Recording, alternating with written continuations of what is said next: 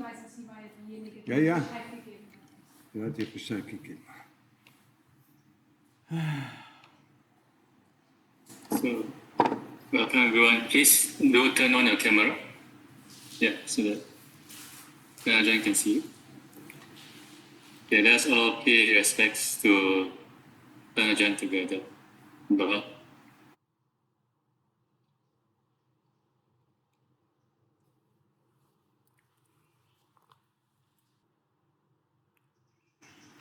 So, how is everybody? Sunny, how is everybody? I don't know. There are about 22 people online now. Yeah, 22 people. 32 people. No, sorry. 22. Yeah. 22. 22.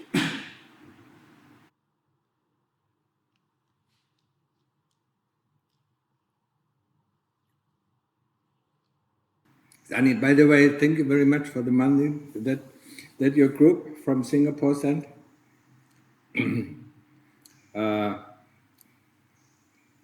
About the 8,000 that goes to the laser machine for the eyes.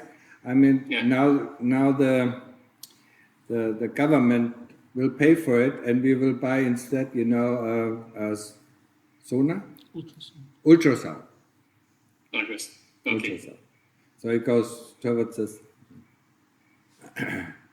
And some of it might also go into printing books, yeah. We need to reprint. I think we run out of quite a few books, so we need to reprint them. Can you close? Mrs. Sunanda, can you close the gate?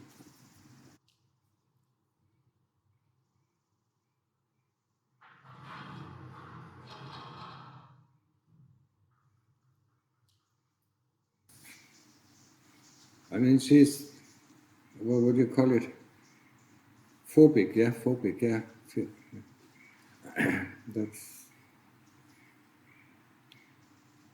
That's not what Buddhism is about. Yeah?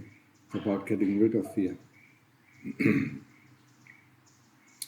Anyway, what did I say about this morning? What? Do fasting. Yeah. I mean, let me remind you again. When you come here as lay people, of course, every one of you is welcome. But I would suggest, I would say, you shouldn't fast the first 2 weeks. You should get accustomed to the few duties we have. I mean, we have hardly any duties. Yeah? In the morning, I'm preparing the food. Afterwards, cleaning sala, washing up, and in the afternoon, sweeping. This is not too much, but to get into a rhythm, and then you can fast as long as you want. Yeah? That is not a problem. Yeah? I mean, normally for the monks, I say, for the first, 6 or 9 months, yeah? 9. 9 months, with Jesus, yeah? We are 6, the bhikkhus are 9. Yeah, you have less duties, yeah. Yeah. And then after that, once you get used to the rhythm of the monastery, then you can fast as much as you want, yeah? If it helps, yeah. But as I said also, 1 day fasting is not, yeah. And the answer I got, was really disturbing. I fast for the health of the body. Yeah? We come here for the health of the chitta. Yeah? We look after the body just like, in the way, we have our reflection about the food. This food is not for pleasure, not for fun, not for fattening, not for beautification, but only for the maintenance of this body. And then we look after our chitta, and that's why we're here, yeah? Looking after our chitta. Yeah? And that is what's done with Sila, Samadhi, Panya, yeah? With keeping the 8 precepts when we're here in the monastery, and then training Samadhi. And Samadhi, as I often said, Samadhi is not an option. To be the ability to get into a state of calm, where there are no thoughts and when there are no memories, it is of utmost importance. Yeah? before we can even start, with the investigation. We have to get to a certain state of calm. We have to, when we want to investigate, we have to see clearly. And we cannot see clearly when there are all these thoughts and memories boiling up or coming up. Then we see only thoughts and memories about what we think we see. It's not what we actually want to see. When we investigate the body, we want to see the body as it is, not what we imagine the body to be. Or the thoughts, and memories that come up. Now we want to be free of thoughts and memories when we do investigation. But then, for investigation is not only observing, it is very similar to samadhi. We choose a location where we observe, be it the body, be it the whole body, be it part of the body. Then we observe it, concentrate on this part, and then we ask questions. For the body, we can ask basic questions, and for this we don't need so much samadhi, we don't need so much calm. When we think about our life, so we use memory, we really recall, when we were born, can we remember when we were born, how was it, when I was, 1 month old or 2 months old, or when I learned to walk, with 1 year, when I learned to talk, when I went to school, how was it? Get back the memories. We still have them. Everything. There's nothing. Nothing destroyed. We might not have it in our memories. In our brain. But the chitta remembers everything that we did, and everything that it was. And then going to the memories. If it was a bad memory, look at it a little bit closer, because around the bad memory is always a good memory. And look a bit closer when you think it was a good memory, there was also some bad memories around it, It's not always, it's not black and white, It's always a mix. But we tend to remember then only the beautiful things or only the horrible things, and don't see, the other things that happened at the same time. For this we can do. And then look at our days, in school or at the university, look at our work, that we have done, and then see how much pleasure or how much fun, this life gives us. The Lord Buddha said, there's dukkha, There's dissatisfaction, dis-ease, suffering, pain. And look at all, when you look at your life, when you go through sickness, and then when you go through old age, and then you go through death, how much dukkha there is, Dukkha is not only suffering, A lot of people, especially in the West, translate dukkha as suffering. It's not suffering, It's dis-ease, this restlessness, it's pain, It's discomfort, When we sit there for 10 or 15 minutes, we feel discomfort, That is dukkha already, Sometimes, when we get up in the morning and when we wake up in the morning and don't want to get up, it's already dukkha, When we are hungry, it's dukkha. When we are thirsty, it's dukkha. When we need to go to the toilet, it's dukkha. Dukkha is everywhere, and that I'm only talking about the dukkha of the body. When we are tired, it's dukkha. If you're really tired, it's a lot of dukkha, and that's why we go to sleep. And for all this bodily dukkha, we have means, to overcome this dukkha. When we are hungry, we eat, When we're thirsty, we drink, when we're tired, we sleep, So, and that's why we don't see the dukkha in our life. We see only the mental dukkha, we don't see, the physical dukkha. And then ask yourself, when you do this investigation, what kind of sukha, what kind of happiness does this body give you? Where's the happiness that arises from the body? The dukkha, we can see clear that arises from the body, and then we think, when we eat, and when we eat delicious food, this is sukha, This is happiness. No, it's overcoming of dukkha. Because once we are full, we don't want to eat anymore. If eating would be sukha, or sleeping for 24 hours would be sukha, would be happiness, we could sleep for 24 hours, but nobody can, Because then, from the happiness of sleeping, it turns into dukkha. It gets discomfort, then discomfort comes up. The same thing with when we overeat, discomfort comes up. When we drink too much, discomfort comes up. And so on. Yeah? So there is no, when you look at it closely, when you investigate it, there is no sukha of the body. No? Where is it? If maybe somebody, maybe I'm wrong, yeah? So somebody can tell me, yes, yeah, when you do this, there's a lot of sukha. Even when we do, some people, do extreme sports, and they think it is happiness, but, this is not when they look closer, yeah? You have to exert, the bodily strength. Yeah? So we are here, to practice the Four Noble Truths. The first Noble Truth, there is dukkha, yeah? Okay, see. I was talking only about the dukkha of the body. Now let's talk about the dukkha of the mind, yeah, of the citta. I don't like this dukkha, yeah. I want this dukkha. I'm not happy about this dukkha. I want to become like this dukkha, yeah. I don't want to meet this person, dukkha, yeah. This is all dukkha, yeah. There is so much dissatisfaction in our life. Of course there is satisfaction. Nobody says there is no satisfaction.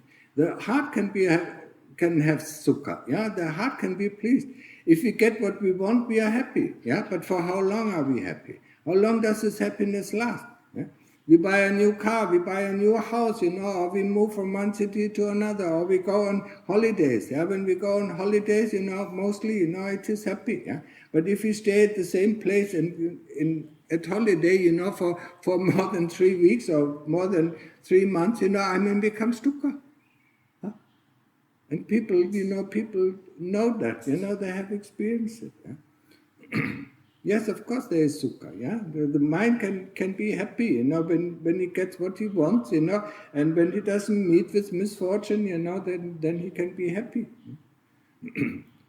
But then we have to look, that is the first noble truth. What is the second noble truth? It's the cause of dukkha, our desire. Wanting, yeah, wanting this and not wanting that, yeah? Wanting to become, wanting to have this or not wanting to have this, wanting not to be this, yeah, not wanting to be born in this family, can be quite a lot of dukkha, yeah.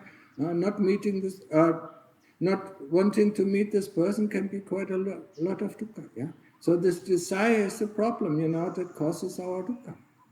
And the third noble truth is, there is an end of our dukkha, the cessation of dukkha.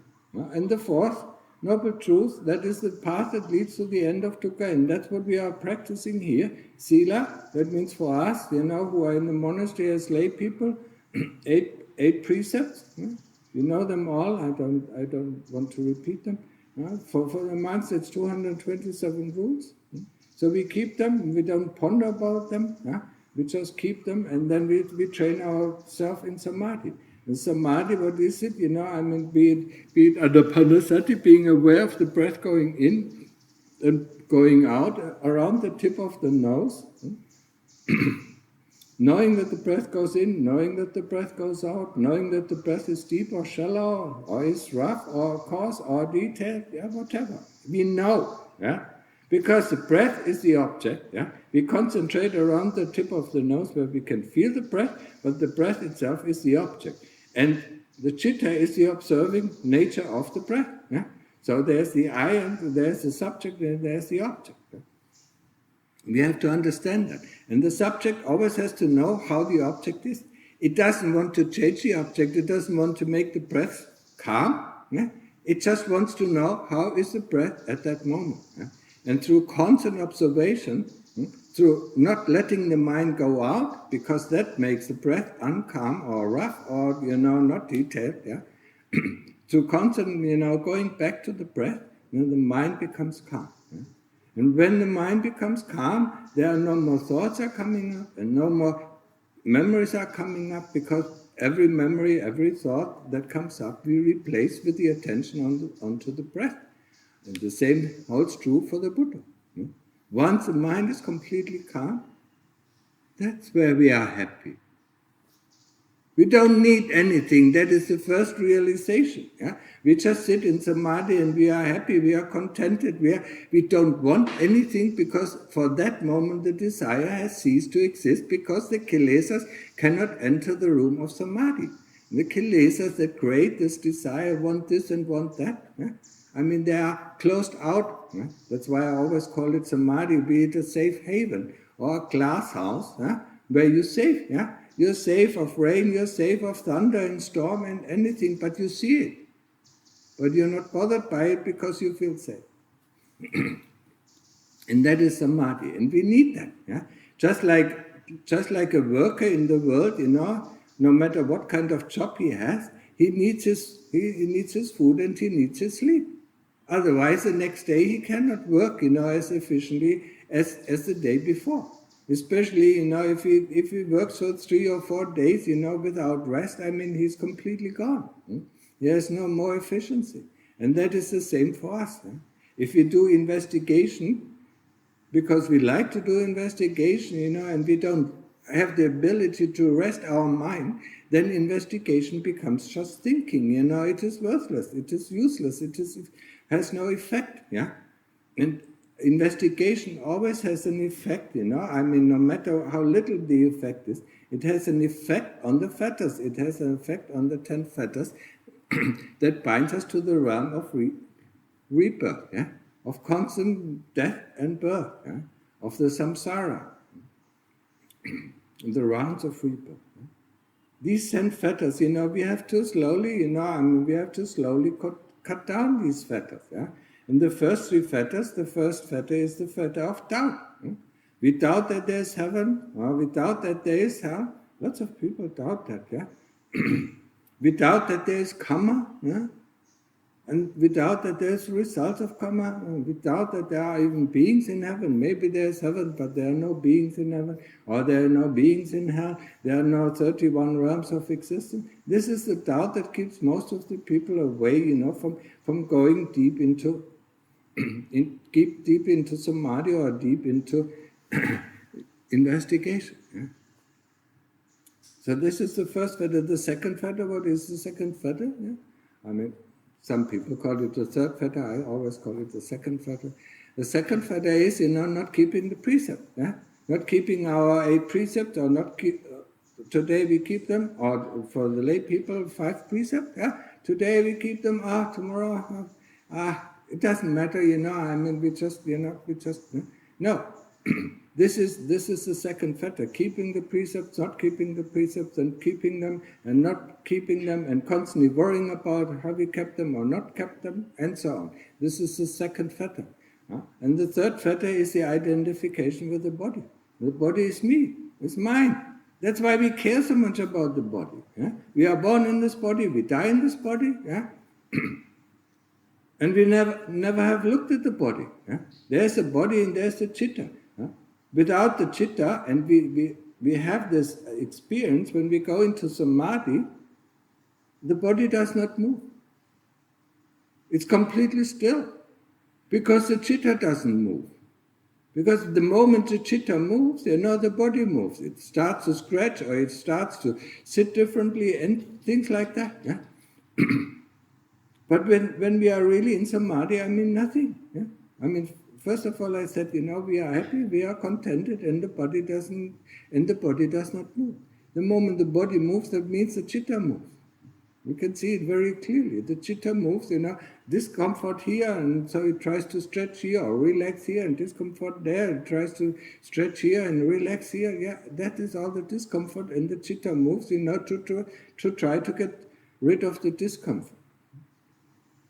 So it is like, I mean, I take this simile, it's like, the driver of a car and the car. The driver of the car and the car are not the same. But when we are born in the car and die in the car and never get out of the car, of course we assume that we are the car. Huh? We can handle everything. We go left and we go right. We can move the car just like the chitta can move this body. Huh? This body is nothing else than a biological robot, and that's how we should use it. Yeah? And we use it to our advantage. Yeah? we use it, in the way, you know, as we use our tools in our house, yeah? Hammer and nail and things like that, and pliers and so on, yeah? We use them, you know, where we need them, you know, and when we don't need them, we don't use them. Yeah? So the body is a tool. Yeah? We have to see that. Yeah? We have to understand that. And we have to understand, you know, that there are not only the body, that there is also feeling, that there are the 5 khandhas, the 5 groups. And body is one of the groups, yeah? Feeling is another of the group. The feeling is divided up in bodily feeling and mental feeling. Then there is memory and association. Everything, the moment we see something, we associate it and say, this is a plant, this is a tree, this is a human, this is a female, this is a male, this is old, or this is young. Yeah? This is our association memory. Yeah? Comes from memory. We learned it, yeah, and we use it most of the time. There is nothing, when we look at something, when we hear at something, where not the association constantly come up, you know, and disturb our true view, because the mind is not not calm, not quiet. Yeah? When we have a quiet mind and look at the things, you know, we don't see trees, yeah, and we don't see plants, we don't see humans, but we see what is there. And that is the whole purpose why we train also samadhi. So what is the fourth? The fourth khandha is thoughts. It's a short form of thoughts, not long thoughts. Long thoughts, you know, is a combination of memory and thought. And the fifth khandha is consciousness. And these things, you know, we associate as me, mine, myself. These 5 khandhas, that's all. That's our whole world, these 5 khandhas. You can everything, you know, what you think you are or what you think you want, put into these 5 khandhas. And the most important khandha is the body, including bodily feeling. And that's what we have to investigate. That's why we have to investigate the body for the third fetter, to see that the body is not self. That the body is not me, not mine, and not myself. There are these 3 principles, characteristic principle of the universe. Everything in the universe that exists, you know, is anicca, anatta, dukkha. Anicca is impermanent. It is born and it dies. Thoughts arise and cease. Memories arise and cease. Feeling arise and cease. Then the second principle is anatta. Whatever I see, you know, arising and ceasing cannot be me, because who sees that? That's the principle of anatta. So I know there is a body, you know, I mean, who knows that there is a body?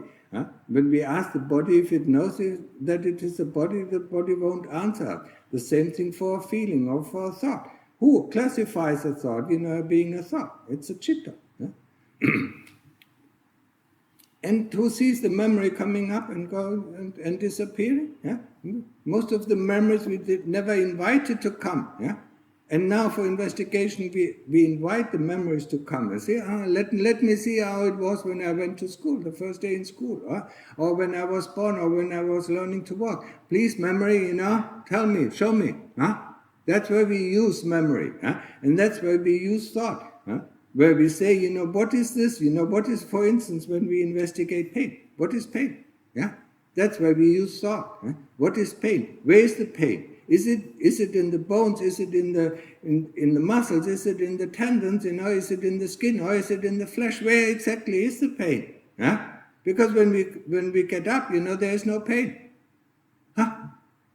Magic, That is our solution for every pain. You know, we run away from the pain. Just like we run away from the pain all our life. No matter if it is mental pain or physical pain. When it is physical pain, you know, the people run to see the doctor. Please get rid of my pain. That's what we do. No? We don't want to see pain. We don't want to understand pain. But for us as practitioners, we want to see pain. We want to understand what is pain. And that's why we need thought. And for investigation of something else, we need memory. We both need them. It's a tool for us to investigate. So, memories. But first of all, we have to learn, you know, how to quieten down thoughts and memories, until there is no more thought and memory.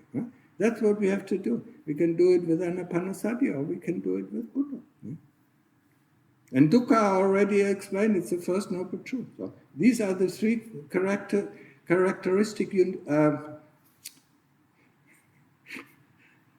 universal characteristics of the universe. Yeah. So, anicca, anatta, dukkha. And for us, we can use anicca to see everything is impermanent. So why put our heart into it? Yeah, it goes away. Yeah? Well, the happy feeling, it goes away. Why put our heart into it? Why to attach to it? Yeah? Or even why to attach? Why to get rid of a bad feeling? We cannot get rid of it anyway. Yeah, because it has a reason. We just can wait until it's gone. Yeah? To see that. We can see that anicca, some people are more anicca, other people are more anatta people, and other people see wherever they look at, they see more the dukkha. Investigation of the body, to separate out the chitta from the body is essential, because this is the third fetter. And what does the text say about, the first three fetters? Once we cut down the first three fetters, we enter the stream. Yeah? That means we are one way or one step out of the cycle of birth and death. There are 7 more lives, at most 7 more lives, be it in heaven or... There are at most 7 more lives, that we live either in heaven, or as a human being before we can end up in Nibbana. Yeah? Nibbana, is the release of dukkha, is the freedom from dukkha. That's what we can see. If we want to know what Nibbana is, of course you can have a little preview of it. That means if you go into samadhi, into appana samadhi, yeah, where subject and object becomes one point, then you can have a preview of Nibbana. And I can guarantee you, when you come out, you want to go back in instantly. Yeah? You don't want to be in this war of the senses. That's what I call it. World war of the senses. We are constantly shooting at us. Yeah? The senses of the body, the senses of seeing, the senses of hearing, the senses of smelling, and so on. Yeah? I mean, it's constantly bombarding us, and we try to react to it. But when we are in appana samadhi, the whole universe disappears, because, subject and object becomes one point. Yeah? In one point, our language is not sufficient to describe. And that is the preview of Nibbana. So I think this is enough for our talk. Oh, yeah? You're inspired, to go on. Huh? Sani? Yes, no Oh, problem. yeah. I fell asleep, yeah? Okay, so now you can ask the questions. So, anyone with questions, you can raise your hand, either on Zoom. No more questions. Did I answer everything, or? Does any one of you have questions? Yeah. Before there's a question. Okay. Yes.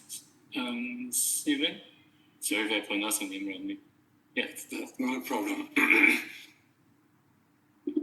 Can you hear me? Yeah, I can hear you. Sorry, I'm really bad with these Zoom calls. Before I have a question. When I start out a meditation session, I'm concentrating on the breath. But then I realized that my concentration is really, really horrible at the moment. Is it okay to introduce the Buddha with the breath? So change in one session, or should I stick it out to train myself? No, if you feel that your concentration is really not up to the speed because you use your smartphone all the time, then use Put with breathing in and Do with breathing out. And if you get calmer, either the Buddha falls away or the breath falls away, then stick with whatever is left. Yeah? Best way. Thank you very much. Yeah? Ajahn, thank you for your answers. I hear you talking about practicing with the Buddha. I'm not familiar with that practice. I'm familiar with the Anapanasati. Could you please explain how to practice with the Buddha? You close your eyes and then you concentrate on the mental repetition of the word Buddha. Buddha, Buddha, Buddha, Buddha, Buddha, Buddha, Buddha. The moment another thought forms, you're going out, you return back to the Buddha. Yeah? And then what happens, it's just very similar to what is happening to the breath. The Buddha becomes automatic, yeah? And then you observe the Buddha. So, I mean, you know, is the Buddha fast? Is the Buddha slow? Is the Buddha deep? Or is it shallow? You know, is it, you know, just floating at the surface, you know, and there are lots of thoughts in the background, yeah? And then put more interest in the Buddha. Is the Buddha at the beginning? Is the Buddha at the middle? Is the Buddha at the end? Is there a new Buddha coming? And so on, yeah? So it is a mental repetition of the word Buddha. You can also take Dhamma or Sangha or whatever, you know, install some faith within you, yeah? Or you can use it just like I said before, you can use it together in the beginning, Bud with breathing in and Do with breathing out. It really does not matter, you know, if you use Anapanasati or Buddha, you know, you will come to the same results that the mind gets quiet, yeah?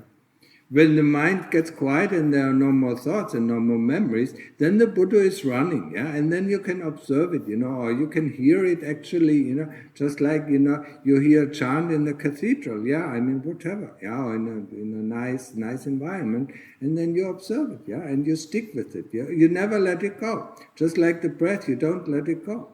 No matter how subtle the breath is, yeah, you always know how the breath is. Until there's one time, you know, before you enter Appana Samadhi, when the breath stops, yeah? Not that the breath disappears, the breath really stops, and most of the people get frightened, yeah, because they think, you know, they die. Now, then we have to tell ourselves before this event is happening, I mean, when I go to sleep, I don't know if I wake up, you know, so I mean, I could be dying in my sleep as well. No. The breath really stops, and what is happening, you know, when the breath stops, we jump into the knowingness, knowing that the breath stops. So I mean, subject and object merges into one thing, and then you have a preview of Nibbana. Yeah? And the Buddha is the same thing. The Buddha becomes so strong, so obvious. You know, I mean, actually, when you look at your concentration, it feels like it really goes into one point. Yeah? And just follow it. Yeah, and then. At the end, you know, then the knowledge comes up. I mean, my mind is so concentrated, I cannot think any Buddha anymore. Right? Not that the Buddha disappears. It's the same thing. Yeah? If Buddha disappears or the breath disappears, that means our interest has disappeared. When the Buddha becomes so strong that we know we cannot think one more Buddha, then we also jump into the knowingness, you know, and let, you know, subject and object merge into Appana Samadhi. Okay? Good. Thank you, Ajahn. Hello, Ajahn. Can you hear me? Yeah. So I have been practicing now for maybe 2 years, following your suggestions, and I've been concentrating on my samadhi. So I have a two-part question. How do I know? I feel like I'm making progress on my samadhi. I can meditate for a longer time. I can still see that I'm not able to. I still have a lot of thoughts within, you know, after 30 seconds, after 45 seconds, I can see the flow of the thoughts. So how do I know that I'm making progress? One of the things that I noticed that I have more interest in Anapanasati or in Buddha. And then the second question is, should I worry about whether I'm making progress or not on my samadhi? Don't worry about making progress. Yeah, I mean, making progress is always, you know, trying to compare different things, you know, and it just leads us astray. The progress you will see, you know, over time. Yeah, I mean, when you think about half a year ago, how good was your concentration? Yeah, then you see the progress. Yeah, but you don't see it, you know, instantly. It's the same with investigation. I mean, I investigated for 7 years this body, you know, and I still, you know, I did from day to day or from year to year. I mean, I couldn't see really much progress, but it was cutting down. It was cutting down the branches of the trees, you know, and started, you know, to cut down, you know, also the tree stump itself, yeah. And only then you see it. So don't even worry, you know. As long as you know you're with the Buddha or with the breath, yeah, with the Anapanasati, I mean, you are on the right track, yeah. And the results will come by themselves. But the first question is, how long can you sit actually in samadhi or when you do a session? How long is your session? They're 1 hour. 1 hour. Sometimes an hour and a half. Yeah. And try to extend it to 2 hours. And then to 3 hours. Yeah. Because then you will also feel, pain coming up, and then you can investigate the pain when it comes up. Yeah. Just like I said, where is the pain? What is pain? Yeah. Where is it? Where is it located? Yeah. Because you normally get up from samadhi when there's too much pain. Or so we are driven. Yeah. People, can be easily driven by pain or by fear. Yeah. That's how you manage people. Yeah? So we want to understand what is pain, what is fear, so that nobody else can drive us. Yeah. Nobody else, can manipulate us. Yeah? The whole world, especially when you look now, the whole world is constantly, look at COVID, fear, yeah, fear of death, yeah. Of course we are born, sooner or later we will die. The moment you say that like this, what is, then this fear doesn't have any overpowering effect over you. You just say, okay, so what? Yeah, it's my karma. If I die, it's my karma. If I don't die, it's also my karma. Yeah. If I get sick, it's my karma. If I die or get serious illness, it's my karma. Yeah. If I get the cold, of course, this is not my karma. It can be sometimes my stupidity. Yeah. So sit longer and observe. When you observe anapanasati, observe the point between the in-breath and out-breath. Observe when the in-breath starts, when the in-breath at its height, when it slows down, yeah, and what is the point, when it turns into the out-breath. That is the interest. The interest is key. 100% interest is 100% concentration. And with 100% concentration, you're already in Appana Samadhi, yeah? Because there's no time for anything else. Yeah? Keep the interest. Know, especially at every moment, how the breath is there. This is what we train, This is what is called sati. Anapana, in-breath, out-breath, sati. Yeah? And sati is the knowingness that knows if the breath is going in or is the breath going out, is the breath deep or is the breath shallow. Yeah? This is what you have to develop. Yeah?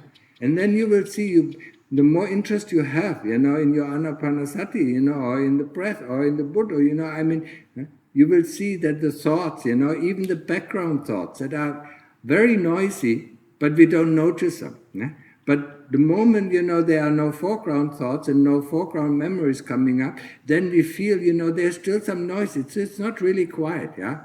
Then go more into the interest, or put more interest into the breath, yeah, because lots of people then go into the feeling of quietude, or calmness, and after a few minutes it disappears, and then they're unhappy, yeah. You understand what I'm saying?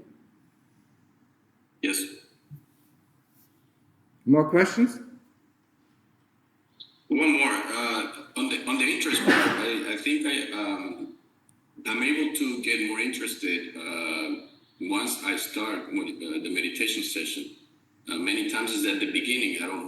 It's hard for me, let's say that I come tired at the end of the day, to find the motivation or the interest. So I have to. So far, I've found other ways of motivating myself, but that's where I struggle the most to start the session. You have to find a schedule for yourself, yeah. In order, to maintain, just like people, now people in the world always look after the body in the morning. They start running before they have breakfast, yeah. So we start, before we have breakfast, we start with our meditation. When we come back from work, we do our meditation. So that is a fixed schedule, yeah. We just do it, yeah. Because, yeah, what is behind it is that we, yeah, as practitioner or as serious practitioner, make the number one priority in our life is meditation, and everything else is second. Okay? Yes. But it takes a while.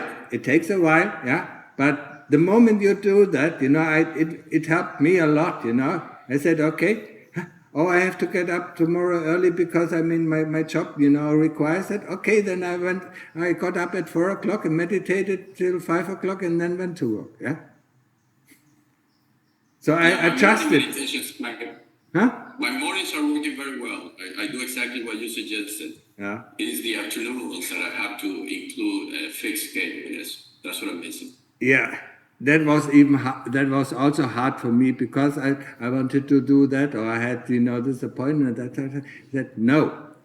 You come home, you open the door, and the next thing is you sit down. And then after an hour, you can do whatever you like. Yeah. Okay. Thank you, Ajahn. Paying respects, Ajahn Martin. Yeah. Could you please elaborate on the knowing bit when the breath actually slows down and is about to disappear? How does one what is the transition between that and the knowing? How do we jump from one to the other? Could you please elaborate? Thank you. First of all, I said the breath does not disappear. It's the interest in the breath that disappears. I said the breath stops. And you know very clearly that the breath stops. Yeah? And then you jump into the knowingness. If you ask me, for instance, if you ask me, you see a lake, yeah, and then you ask me, how do I jump into the lake? I cannot tell you that. You see the lake, you jump into that, yeah. But how you do it, it is, it's you who do it, yeah. But remember that breath does not disappear. It's interest in the breath that disappears. The breath will stop. And before it stops, you feel so concentrated that nothing of your surrounding, you are not aware of any of your surrounding anymore. You are only aware of the breath. You understand? Yes. Thank you, Ajahn. Yeah. Now it's Hello. Yeah. Oh, we are not our body. What is the purpose of our body? What are we supposed to do with our body? Keeping it healthy, maintain the body so that we can train the chitta that is, captured in this body. We are not our body, most of the people don't think this way.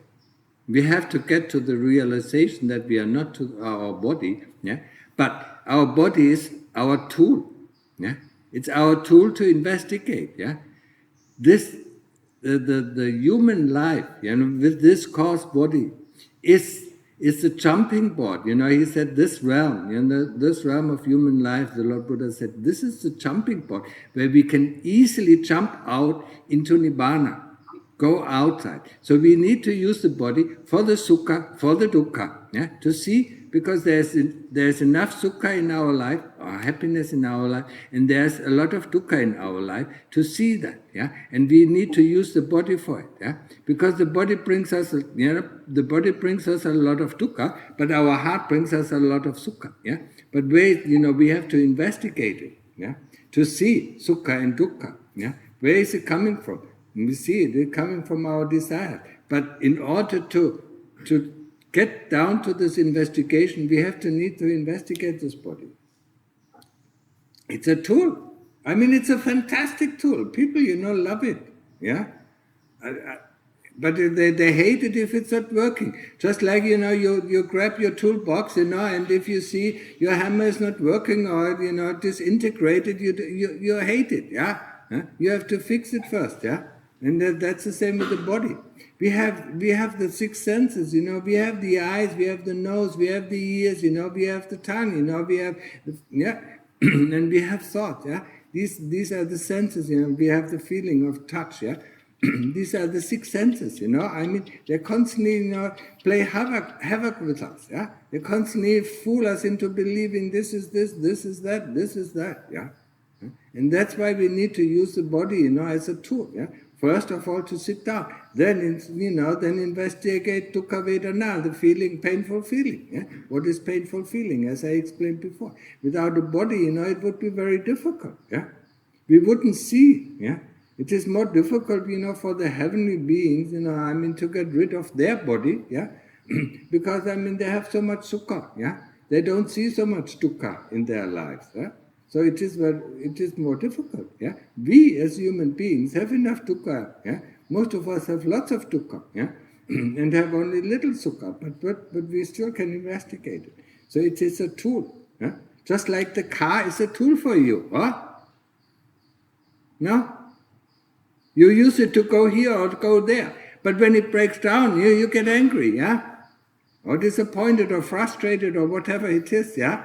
Then you have to go to the repair shop and repair it, and then you use it again. That is the body. Okay? Ajahn, I understand what Ajahn says about the breath and also about the lake and jumping into the lake.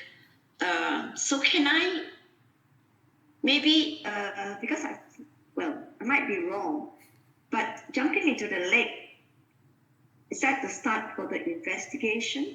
Is that more like a vipassana kind of? No. It is still samadhi. Jumping in the lake, means, that you jump, yeah? You have subject and object. You observe the breath, you know that the breath stopped, yeah? Then you don't have any more object. So you jump into the knowingness, yeah? The knowingness that knows that the breath has stopped. It's not investigation, because if you start to investigate, you are out of samadhi. Samadhi is samadhi, and investigation is investigation. That's where we need our thought. Yeah? We need, for instance, lots of people, get stuck at this point because they are afraid. Fear comes up, and then they investigate fear, what I am afraid of, and then they are out of samadhi, and then they have to start from the beginning. Yeah? And there's no problem. Yeah? I started so often, yeah. Every time, okay, where's my Buddha? Where's my breath? Okay, let's go, yeah.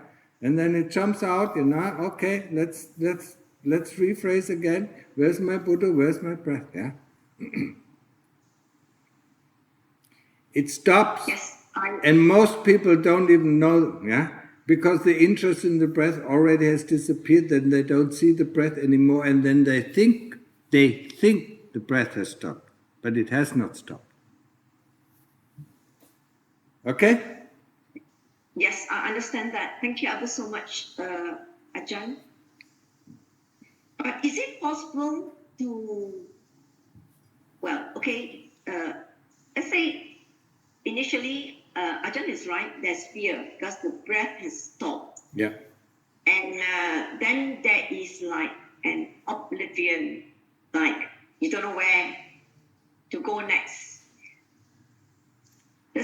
Can we actually fall into something? Yes. It is like falling. Yeah. Just like when you jump into the lake, it's falling into the lake. You don't know what is happening, yeah? But if you're interested, you know what, yeah? We can tell ourselves, when you go to sleep, you're not afraid that you're not waking up, yeah? But when you were a little kid, the first time you fall asleep, you don't know if you wake up, So, when we jump into this knowingness, things disappear. But there is something left. And that's what we are interested in. Whatever can disappear, let it disappear. Whatever is left over, that's what we're interested in. And that is just jumping into the lake. Okay, I do understand now, because what happens is that the breath disappears. I think it's disappeared, so there's a slight panic. Okay, I'm in the lake, whether I like it or not, it's oblivion, and I grasp. So the only thing that I know in grasping, I go straight into investigation. So that's where I'm wrong. Is that correct? Yes, that's correct. Okay. Before you meditate, yeah, tell yourself, I'm only interested in what is left over. I'm not interested in what can disappear, because what can disappear will disappear. Okay. So actually the breath doesn't disappear. It's on The breath stops. The interest disappears. The interest disappears. Yes, that is correct. So the breath, when we think the breath, and you said you use the word think. When you think the breath disappears, that means your interest in the breath has disappeared. When the breath stops, you very clearly know the breath has stopped. Before it becomes very subtle, yeah? And before that, you can feel your concentration going really towards one point. And then follow this movement of, the chitta that concentrates into one point, and then you're instantly into this appana samadhi. Then you don't have to jump in this lake, yeah? Because your interest, yeah, in what is happening at that moment, is pulling you in. The other way, jumping is more difficult. It's also for me more difficult. If I'm interested, yeah, but that only happens on the first few occasions, because then you know what is happening, and then you have to do the hard work of jumping in. Okay? Yes, thank you ever so much, Ajahn. I think it's the fear, because sometimes when I feel that the breath is slowing down, then there's a slight panic that I must do something. So I bring my Buddha out even more emphatically sometimes, so that I don't actually go into the state where the breath disappears. But if if your concentration is good enough and you bring out the Buddha, even the Buddha, then you come to a point where the mind is so concentrated it cannot think of Buddha anymore. It is so concentrate, and then you have to do the same thing, jump into the knowingness. Jump into the knowing. Okay, I think I'm afraid of the oblivion, because yes, there is a fear, and even it's very concentrated and I'm already in the lake, I think I panic. So I go straight into investigation just to calm myself down. No. Overcome the fear, or tackle the fear, yeah? Tell yourself, whatever can disappear, let it disappear. I'm interested in what is left over. Thank you, Ajahn. I'll try very hard. There are 4 questions. First one, what led you to choose meditation as your top priority when you had worldly distractions and responsibilities? This was the experience. I went to a meditation course for 10 days, and after 10 days, I felt like, I felt in a very clear night, under stars, it was so peaceful. And then I said, I won't give that up. Yeah. It wasn't really samadhi, but it was, pre-stage of samadhi, where you really feel that whatever you have, whatever I have run after, all the happiness, all this fame, and worldly things, that never got me to this point of, happiness or calm or peacefulness. Huh? So I want to keep that, and that's why I made it meditation my first priority, and said, everything comes out. Yeah? Next. So if someone held a knife to your throat, how do you think your chitta would react? I would ask them, if it makes them, go their anger away, yeah. It happened to me, so yeah. If you're that angry and you think you can kill your anger by killing me, it's fine. I don't mind. I think the question is, how do you think your chitta would react? That is how, the chitta is me, that's how I reacted. Oh, okay. Actually, it wasn't a knife, it was hands, that, pulled my throat, yeah. Doesn't matter to me. For me, one life, is then the life is over, and then I get a new body. So what is the problem? Yeah, it's just like when your car breaks down, yeah. If you have enough merit, and I had enough merit, so you don't worry about it. Yeah? You just get another car. I'm not angry with these people, if they think, they can kill away their anger by killing me, okay, let them do it. Yeah? But that, of course, is not for everyone, yeah? Because you will be full of fear. Most of the people will be full of fear, thinking about, what is going on. Yeah? So, but he asked the question, so I answered that. Yeah? He asked what my chitta would do. He didn't ask what other chittas would do, yeah? Next. Next question. Dear Ajahn, when our bad thoughts arise, should we know it, ignore it, and focus back on the breath or Buddha? If yes, then when should we do the job to cut the kilesa so that the kilesas don't strike back? Thank you. It's a very strange question. Of course, when a thought arises, no matter if it's a good thought or a bad thought, we replace it with Buddha when we are in samadhi. When the same thought, when the same bad thought comes, the same, not a similar, and the same thought comes back again, after we come out of samadhi, then we investigate what came before this thought, what came before this memory, what came before this feeling, where is the stone that I dropped, to cause an avalanche.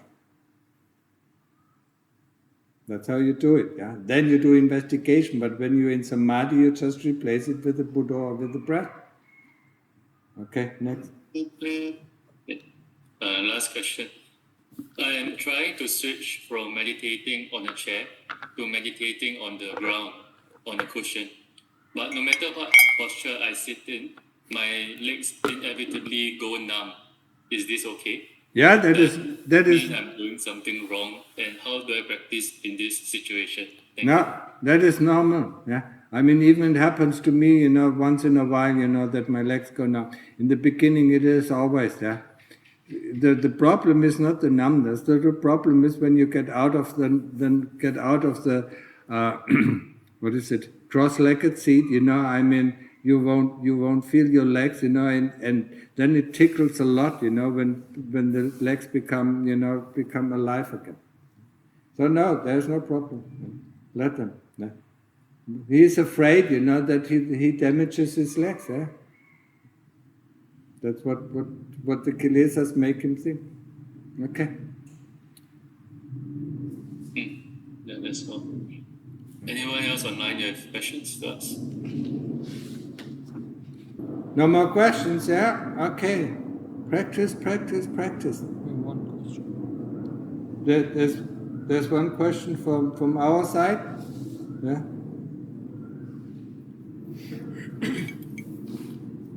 I wonder if it is all right to teach sometime, even if I didn't penetrate the deep aspects of Dhamma, because I see people who seem to have more good parami than me, but meditate only a little bit, or not at all, and enjoy all kinds of worldly pleasures. I just wonder if they could enjoy a more peaceful life if I teach them.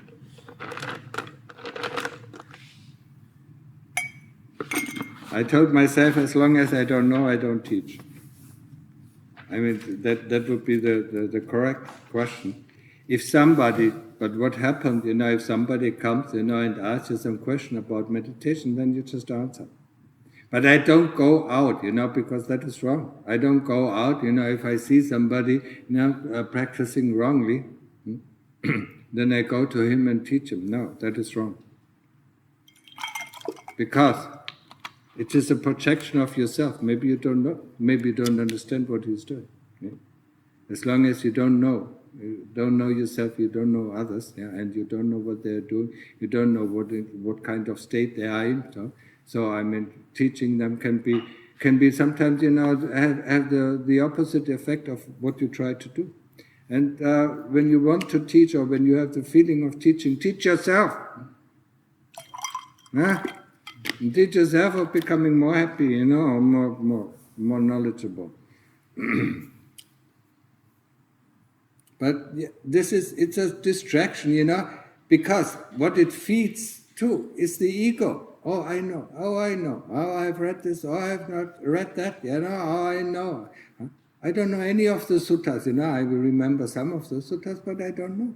I don't know Pali. Yeah, I mean, if somebody tells me, this Pali or that is Pali, I mean, this is the phrase, I said, I don't know. And I'm happy, I don't know. I don't have to know everything. But what I know. From my own experience, and this nobody can erase. This is the knowledge, I'm after. The knowledge that cannot be erased. Thinking, memory, or thinking I have experienced this, thinking I have experienced that, or memorizing, this was the experience. I mean, this is useless, it's anicca. It's impermanent. But what I have experienced within my heart, nobody can erase it. I cannot erase it, and it is always there. And from this knowledge I can teach. From my own experience I can teach others. Not from the books. I don't teach from the books because, first of all, I don't remember them correctly. And if I use it, sometimes I use it and then somebody corrects me because I don't remember correctly. So. That was the only question? Okay, so if there are no more questions, use the time wisely. The world is in turmoil, and at the moment it doesn't look like it's getting better.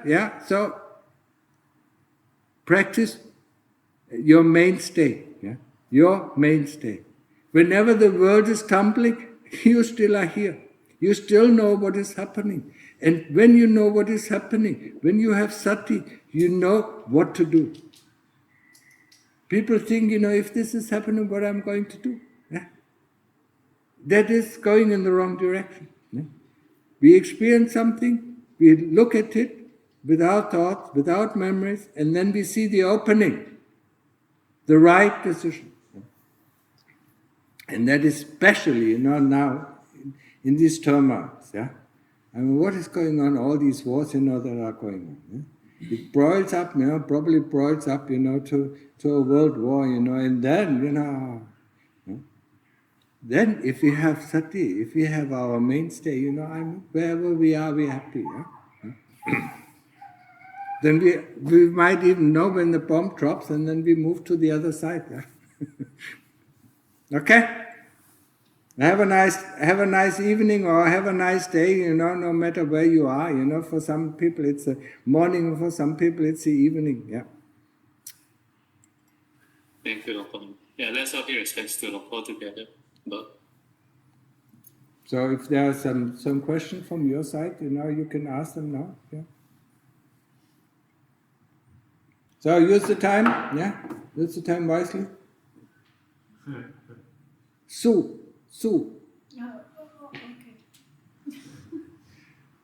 Lungta Mahaboi, I mean, he talked about meditation, like meditation and investigation.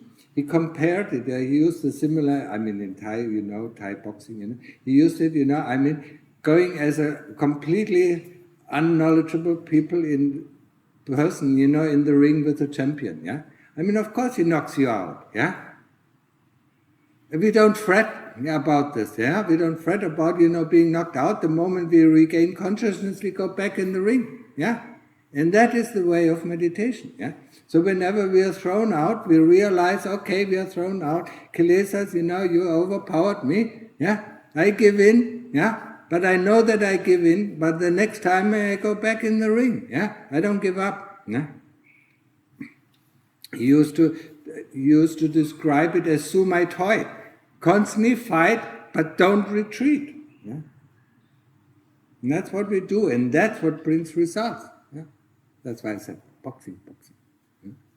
Knock down the kilesas. Once you knock down the kilesas for the first time, I mean, it is such an amazing, I mean, no matter how long they are gone, maybe for an hour. I mean, one time for me, it was for 7 days. I said, where are they? I can't see them anymore. They're gone. And then they came back. Boom. And they completely knocked me off my feet. I said, okay, hello, there you are, back again. But for 7 days, it was amazing. It was just, they released, or they retreated all the prison guards, that constantly keep you in this prison, of what they want you to think and what they want you to memorize. Okay? Good enough.